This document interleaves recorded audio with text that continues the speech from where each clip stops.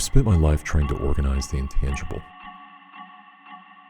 capture little details of an absurd existence to create some kind of order, see threads of connection between the things I observe. Structure is important, right?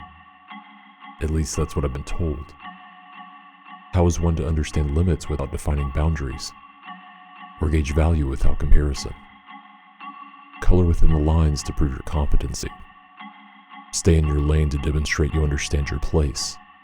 Don't sit on the fence to prove your decisiveness. A place for everything and everything in its place. Naggingly, the prioritization of the structure I've been led to accept hasn't seemed to include a place for me. I've enjoyed the view from the fence. My lane is worn from use, and my colored pages have layers of texture from repetitious compliance with external expectation. Despite this, I haven't experienced the fortitude to abandon the need to create a system for making sense of the folly to which I've been subjected. This incessant need to break down, categorize, and mold randomness into something my scant sensibilities can digest. So I focus my efforts on gridding the stream. A fool's errand to be sure, but it's a start. I'm not so self-important to assume I'm the first to adopt this task. Surely something greater than myself could present a more effective approach. Like many before, I find myself yearning for a savior to do this work for me. But I failed to experience any sense of satisfaction with the fit available conclusions I've offered. Holding room for this hope has only demotivated my efforts. In the field, I've managed to grow comfortable with only a few assumptions of the stream's nature. I can say with some degree of certainty that it begins, and at some point, it ends. At least I think.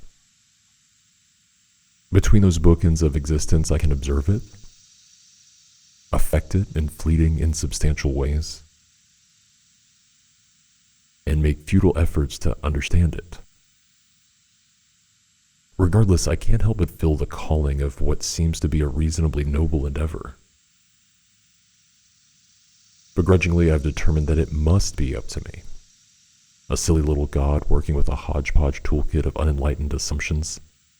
I'll need to remember to record some of this if I manage to realize any truth. The task is simple enough. Just organize it.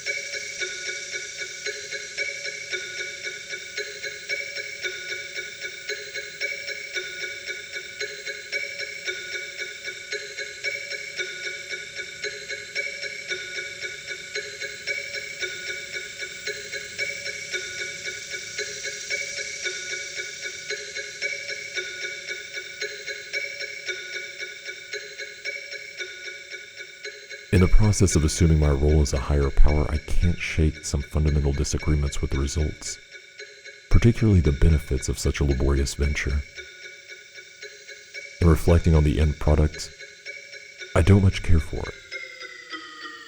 I've discovered that basing my approach on the broader assumed system has compounded baseless disparity amongst my fellow creators.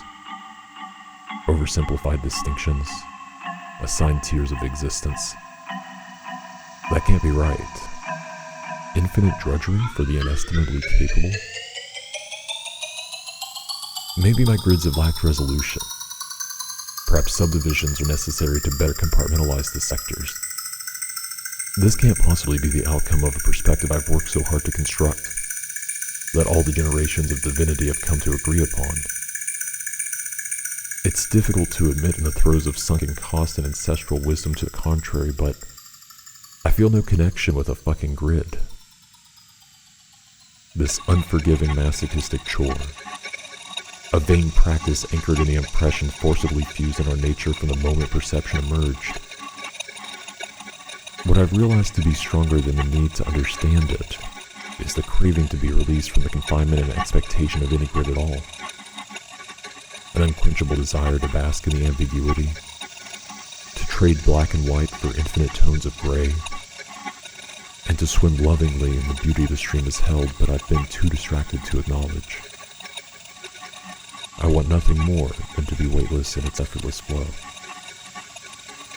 And if this ephemeral rush can take hold and accept me as part of its whole, maybe I too can become a stream with grit.